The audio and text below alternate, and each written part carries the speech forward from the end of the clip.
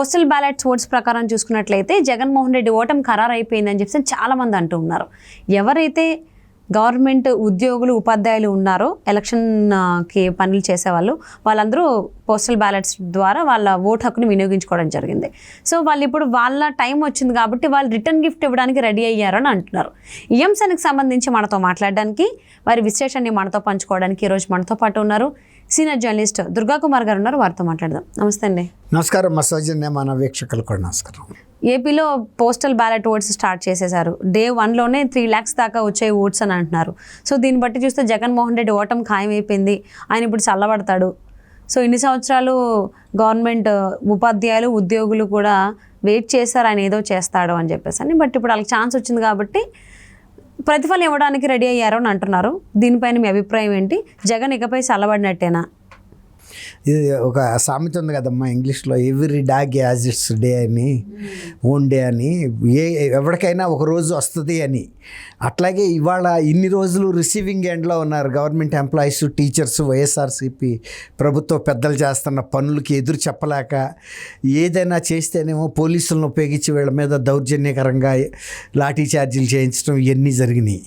కానీ వాళ్ళకి మాత్రం ప్రభుత్వం మీద కిందటి 2019లో ఒక్కొక్కడు 200 ఓట్లు దొంగ ఓట్లు వేయించామని వాళ్ళే ఒప్పుకున్నారు.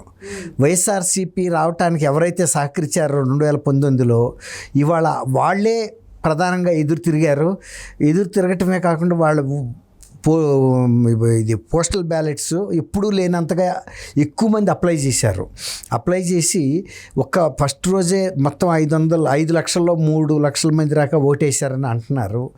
బ్రిస్క్గా జరుగుతుంది, ఒక జనరల్ ఎలక్షన్లో జరిగినట్టుగా. ఇవాళ పొద్దున్న నరసరావుపేటలో ఆ పోలింగ్ కేంద్రానికి వెళ్ళి వైఎస్ఆర్సీపీ అభ్యర్థి వాళ్ళని కవ్వింపు చర్యలకు దిగి అక్కడ తెలుగుదేశం కార్యకర్తలు కూడా వెళ్తే వాళ్ళు ఇద్దరు ఘర్షణ పడ్డారు. అంటే వైఎస్ఆర్సీపీ అధికార పార్టీ, వాళ్ళు కంగారు పడాల్సిన అవసరం లేదు. వాళ్ళు ప్రభుత్వ ఉద్యోగులు, బ్యాలెట్ బాక్స్ పోస్టల్ బ్యాలెట్ వేస్తున్న వాళ్ళందరూ ప్రభుత్వం పట్ల వాళ్ళు కనుక లాయల్గా ఉండారని వాళ్ళకి నమ్మకం కలిగితే ఆ ఓట్లు శాంతియుతంగా జరగటానికి సహకరించాలి. కానీ అక్కడ వెళ్ళి శాంతి భద్రతల సమస్య సృష్టించకూడదు. తర్వాత కొంతమంది పోస్టల్ బ్యాలెట్లో ఉండవాళ్ళని డబ్బులు ఇస్తామని కూడా బేరసారాలు చేసిన ఫోన్లు రికార్డింగ్లు కూడా మనకి వైరల్ అయినాయి. డబ్బులు ఆఫర్లు చేస్తున్నారు. అయినా సరే పోస్టులు వాళ్ళు తీసుకోవడానికి సిద్ధపడతల్లా.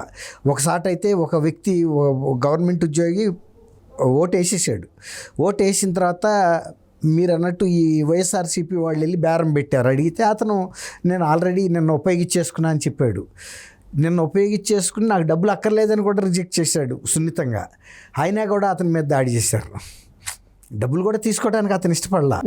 అంటే వీళ్ళకి ఎంత అసహనం వచ్చిందంటే ప్రభుత్వ ఉద్యోగులు గతంలో లాగా మనకు ఓటేయరు కాబట్టి వాళ్ళ కుటుంబాలు కూడా వేయవు. ఇప్పుడు వాళ్ళు సఫర్ అయినప్పుడు కుటుంబం కూడా అంతే ఇబ్బంది పడుతుంది కదమ్మా. ఇంట్లో ఒక 4 ఓట్లు ఉన్నాయనుకోండి, ఇప్పుడు కొంతమంది పిల్లలు మేజర్లు అయినప్పుడు వాళ్ళకి ఓట్లు వస్తాయి. ఒక్కోసారి తల్లిదండ్రులు ఉంటారు వాళ్ళతో పాటు.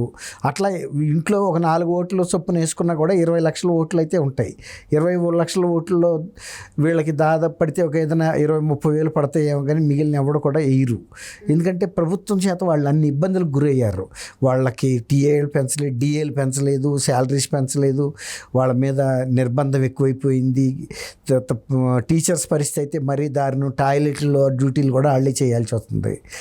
ఆ విధంగా ఒక బానిసల్లాగా తయారు చేశాడు. ప్రభుత్వోద్యోగులకేమో పే రివిజన్ కమిషన్ వేసినా కూడా శాలరీలు పెరగని దుస్థితి. ఇన్ టైంలో శాలరీస్ ఇవ్వట్లేదు. గతంలో మీకు తెలియదు, మీరు చిన్నప్పుడు అంటే గవర్నమెంట్ ఉద్యోగులు అంటే ఎవరన్నా కొత్తగా ఊళ్ళోకి వెళ్ళిన ఉద్యోగస్తుడు అంటే ప్రొవిజన్ షాపుల్లో ఖాతాలు ఇచ్చేవాళ్ళు. అయ్యో మీరు ఎక్కడికి వెళ్తారంటే తీసుకెళ్ళమని. ఇవాళ గవర్నమెంట్ ఉద్యోగులకి ఆ పరపతి లేదు. వాళ్ళకి శాలరీలే సరిగ్గా రావు, ఎప్పుడు ఇస్తారు ఈ అప్పులని. షాపుల వాళ్ళు, పచారీ షాపుల వాళ్ళు కూడా ఖాతా పెట్టని పరిస్థితి. ఒకప్పుడు బ్రహ్మాండమైన పరపతి ఉండేది. ఆ ఊళ్ళో 10-15 ఎకరాల రైతు ఉన్నా కూడా అంత పరపతి ఉండదు. గవర్నమెంట్ ఉద్యోగస్తుడు అంటే వాడికి ఖచ్చితంగా శాలరీ 31వ తారీఖు పడిపోద్ది. కాబట్టి మన డబ్బులు మనకు వస్తాయి, తీసుకెళ్తే మనకు బేరం అవుతుంది కదా అన్నట్టు ఉండేది. ఆ విధంగా సామాజికంగా కూడా వాళ్ళ పరిస్థితుల్లో దిగజారిపోయింది. ఆ గౌరవం పోయింది గవర్నమెంట్ ఉద్యోగం అంటే. ఇప్పుడు వీళ్ళకి ఏంటంటే మనం అందరితోనూ సున్నం పెట్టుకున్నాము ఈ 5 ఏళ్లలో. ఇప్పుడు ఎలక్షన్ వచ్చినప్పుడు వెళ్ళి అడిగితే ఎవడు ఓటేస్తాడు? ఈసారి అందుకే వాళ్ళు పట్టుదలగా గవర్నమెంట్ ఎన్ని అడ్డంకులు సృష్టించినా ఆ ఓట్లు ప్రొసీజర్కి సంబంధించి వీళ్ళు కేంద్ర ఎన్నికల సంఘాన్ని దగ్గరికి వెళ్ళి రకరకాల మినహాయింపులు పర్మిషన్లు తెచ్చుకుని ఓట్లు వాళ్ళ కసి తీర్చుకోదలుచుకున్నారు. నువ్వు మమ్మల్ని ఇన్ని రోజులు ఇబ్బంది పెట్టావు కాబట్టి నీకు కూడా బై బై చెప్పే రోజు వచ్చింది మాకు అనే ఒక పట్టుదల ఎంప్లాయీస్లోను టీచర్స్లోను ఇద్దరిలో కనపడుతుంది.